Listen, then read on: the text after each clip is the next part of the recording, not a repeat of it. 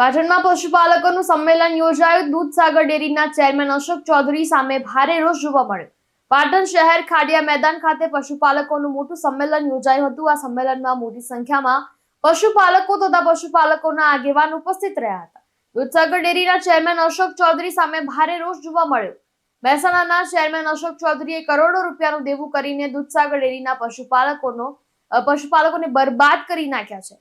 પોતાના નામે ઉદ્યોગો અને મોટી મોટી મિલકતો કંપનીઓ ખરીદી લીધી છે. આના વિરોધ માટે પશુપાલકોએ પાટણ ખાડિયા વિસ્તારમાં સભા અને રેલીનો કાર્યક્રમ રાખેલ હતો. ત્યારે કલેક્ટર સાહેબે આની મંજૂરી પણ આપી, પણ અમુક નેતાઓને કારણે રાતોરાત મંજૂરી રદ કરવામાં આવી હતી અને સવારે ખૂબ જ ઓછા સમય માટે સભા ગોઠવવાની મંજૂરી મળી હતી.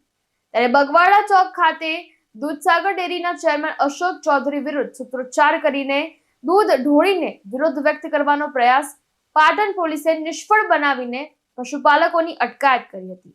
જેના અનુસંધાને પશુપાલકોના આગેવાનો અને મોટી સંખ્યામાં પશુપાલકો પાટણ બી ડિવિઝન પોલીસ મથકે પહોંચ્યા હતા.